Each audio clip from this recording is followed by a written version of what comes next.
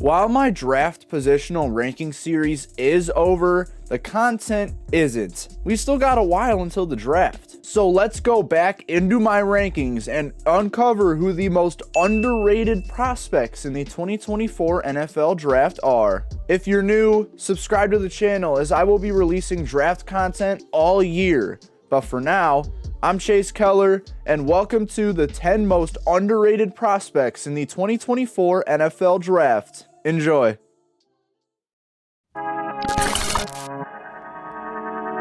Just an FYI going into this video, just like other videos in the past, each position is getting one prospect except for the offensive line, as all together they get one. But we begin with number 10, the most underrated tight end prospect in this draft. I'm talking about TCU tight end Jared Wiley. The reason he's number 10 is because I don't have a lot of tight end sleepers by any means, but I am higher on him on my big board than your normal person is. So Wiley is my number 3 tight end in this class because he's got that prototypical build and route running ability that combine to make him an intimidating receiving threat. He's got the spatial awareness out of zone coverages to get himself open, and when he gets that space, he's a yak nightmare.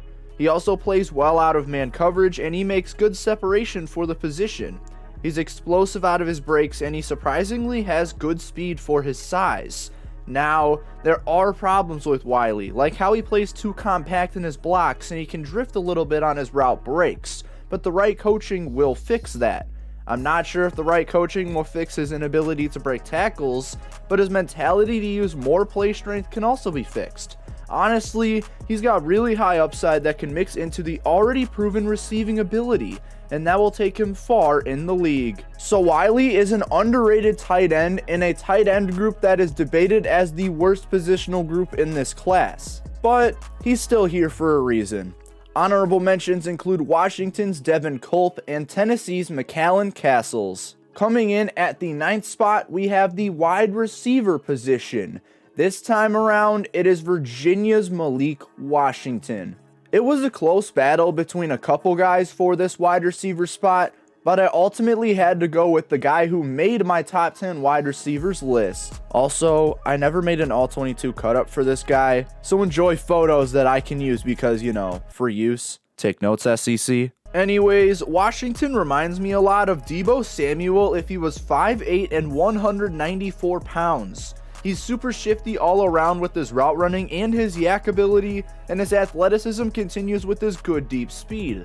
He can make a lot of flashy grabs because of his fantastic body control and great ball concentration that also shows going deep.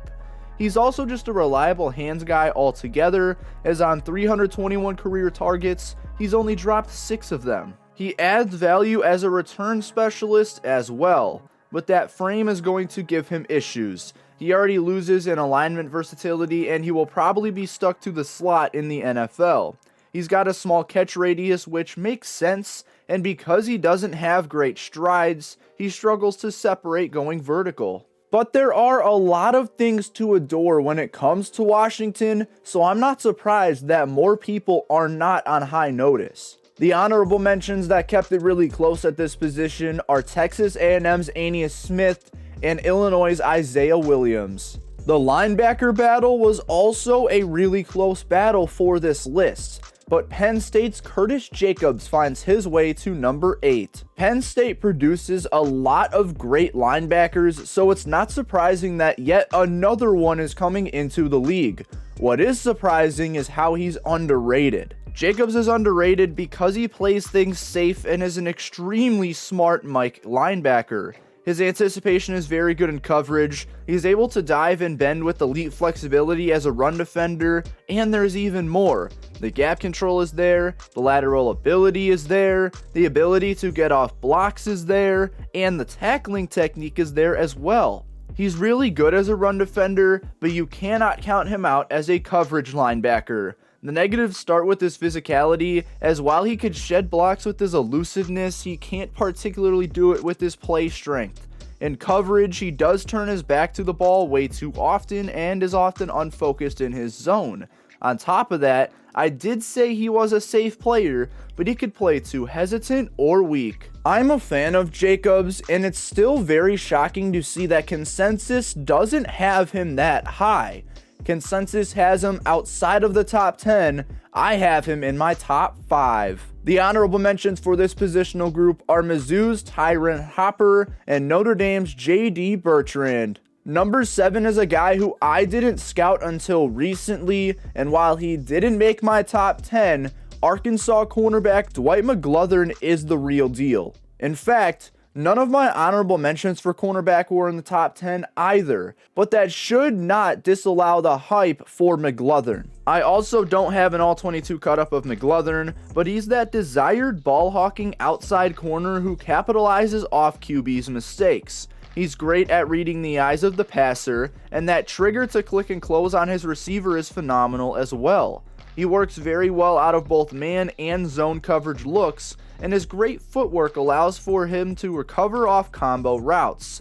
But there are reasons why he's ranked so low according to consensus, and I believe that starts with his okay deep speed that allows for him to get deep beat. He's mediocre at covering quick releases, and he probably just won't translate well as a press corner in the NFL. He also has a great trigger for his anticipation, but he does need to pull the trigger faster when deciding to sprint full speed going deep. But even with these negatives, McGlothern isn't outside of my top 25 like consensus has him, which is just wild to me. Honorable mentions for cornerback include Florida State's Jarrian Jones and TCU's Josh Newton. Now, at number 6, my quarterback rankings are fairly similar to the consensus quarterback rankings, but I still do think that Jordan Travis is underrated. He is my underrated choice because there aren't a lot of choices for that at quarterback, and because of positional value, he finds his way nearly into the top 5. Despite that, I do genuinely believe that he is underrated. In my eyes, he is the best quarterback outside of the top 6 consensus guys. I also think he's closer to Nix than we might think because of his leadership, grit, and experience. He's got elite pocket presence and is extremely athletic as a scrambler, but we will see if he still is after his injury. His in-traffic ball placement in the short and medium game is very solid, but he's also very smart with these passes and won't make risky throws. Negatively, he is undersized in NFL standards, being 6'1", 212 pounds. He also is not an appealing downfield passer as his mediocre arm strength and okay deep accuracy is present. He also will be a 24-year-old rookie, and as mentioned before, that awful leg injury is going to bring huge questions to the NFL. Most of his concerns have to do with vitals and if he will translate over. And I do think he will translate. While I see him as a backup right now, I do think he will be a high-end backup for his whole career. The only quarterback honorable mention, or the only guy who I genuinely think is underrated, is Kentucky quarterback Devin Leary. As we enter into the top 5, I have some very strong takes about this running back class, especially about Memphis's Blake Watson. I do not understand how this guy is projected to go undrafted, and if he does, he's bound to be one of the best UDFAs out of this class. This time there's literally no all-22 film that I have of Watson, but he makes my top 10 because he's probably the most explosive running back in this class. When there's a gap, he gets through it super quick. He's just all around an elite athlete who has great elusiveness, speed, and overall agility to change direction super fast. On top of these athletic traits, his contact balance is phenomenal and he breaks a lot of tackles by absorbing contact at high levels. On the downside, he is undersized with his 5'9", 195-pound frame, and it shows in his ability to use his play strength. But he's even more concerning with this inconsistent vision behind the line of scrimmage. It's average in the open field, but too often he misses wide gaps on inside runs. He also runs with a high pad level, and that could lead to ball security issues in the NFL. But despite those negatives, Watson brings a very fun play style that I think will translate over to the NFL and make him a lower end RB1 prospect. But Watson still brings along a really fun play style to be an open field threat, which will absolutely translate in the NFL. I just don't see him being a UDFA talent at all. The other honorable mentions for this position are Kentucky's Ray Davis and Alabama's Jace McClellan, but no one comes close to being as underrated as Watson. Number 4 is another guy that I wish I had scouted earlier, because Fabian Lovett Sr. would have made my top 10 defensive lineman video. The Florida State product is literally almost as good as Fisk in my eyes. And Lovett is another guy who I cannot understand being a UDFA. The 6'4", 314-pound prospect puts together a great combination of traits that makes me regret not looking at him earlier. He's a shockingly elusive defensive tackle who puts together a fantastic bull rush when rushing the passer. His play strength is what will drag teams in though, as he's got a fantastic leg drive and does a great job at splitting double teams to close gaps. Speaking of the run, his gap control is actually really damn good. There are issues with him though, and it starts with how he got outperformed by Fisk. He's also a little slow off the line, and that will set him back in pass rush. The pass rush concerns continue as he's unable to find a consistent arsenal, and when it doesn't work, he just resorts to fighting at the line of scrimmage. Overall, he's probably just a pure run defender in the NFL, but man, is he really damn good at it. That being said, I do think that the gap between Fisk and Lovett is actually pretty close. Consensus has Fisk at 3rd and Lovett at 24th. I have Fisk in 7th and Lovett in 9th. The only honorable mention that I have for the defensive tackle group is LSU's Mekhi Wingo. Venturing into the top 3, I have a guy who comes from a stacked offensive line, and Michigan center Drake Nugent really stood out to me. Consensus has him as the 3rd best O-line prospect out of Michigan in this draft, but I have him as the number 1. Nugent caught my eye immediately with his elite play strength, as with his good yet inconsistent hand technique and great leg drive, he's able to hold defenders at the line of scrimmage very well. He's also a fantastic situational blocker who will take advantage of mistakes, which leads to a lot of pancakes and shoving rushers off balance. On top of these, he explodes off the snap very well, and he has solid lateral ability. Negatively, he is fairly undersized at 6'2", 300 pounds, and while that seems to be a trend in this video about underrated prospects, it's still something to note.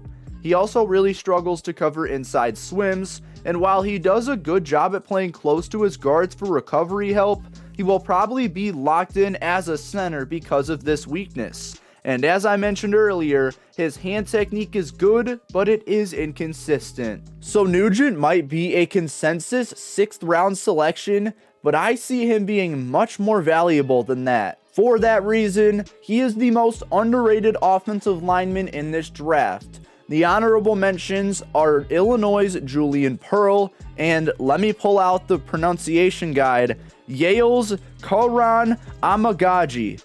Yeah, that. The second most underrated prospect in this draft was on my last positional ranking list, and if you watched it, you would know that I love Ohio State's Josh Proctor. I am so shocked that he could go undrafted in this draft, because in a weaker safety class, he absolutely stands out. Proctor's scheme versatility is what immediately got me hooked. Ohio State runs a wide variety of defensive looks, and it's not just because Proctor did them, but he was very efficient in about every zone I noticed. Out of cover 1, he's patient and has great anticipation knowing when to pull the trigger. Out of halves and quarters looks, his anticipation is phenomenal. Out of cover 3 looks, he puts together some great zone transitions with teammates, and even in man defense, he has good lateral ability and can avoid upfield blocks in the run.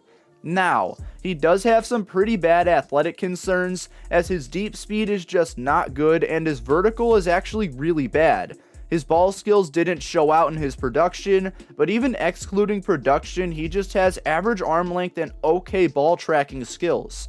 He also misses a concerning amount of tackles with a career nod of 14.4%. Despite the athleticism concerns, Proctor can play in any kind of scheme and he will absolutely bring that over to the NFL. The only safety that came anywhere close to being as underrated as Proctor was Oregon's Evan Williams, who is a projected UDFA that I have as the 9th best safety in this class. That leaves edge rusher as the number 1 position on this list, and in my opinion, the most underrated edge rusher in this class is Troy's Richard Jubinor. The consensus edge number 29 is number 13 on my list, and especially noting that he's projected to go undrafted, this man is super underrated. For starters, Jubinor played aside Javon Solomon, who had the most sacks in D1 last season.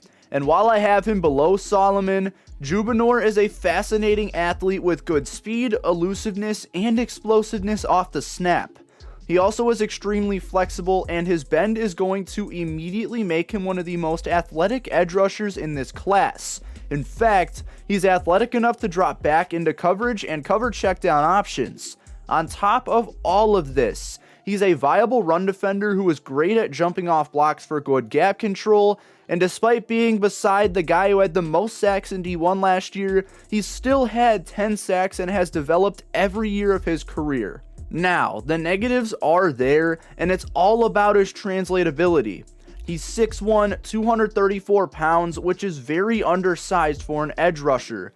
He lacks the functional strength to shed blocks and will get held up by stronger blockers. The play strength is really the issue with Jubinor, as while there are other minor concerns as shown in his ability to flip the field and playing too stiff in coverage, the play strength is really why teams won't want to take him. But the athleticism is super appealing, which is why I love him so much as an edge prospect in this class. And as I said, he will immediately become one of the most athletic edge rushers in the NFL. What's so funny too is that the only honorable mention that I had beside him is his teammates, Javon Solomon. Well, those are my 10 most underrated prospects in the 2024 NFL Draft. Do you agree with my list? Who would you add?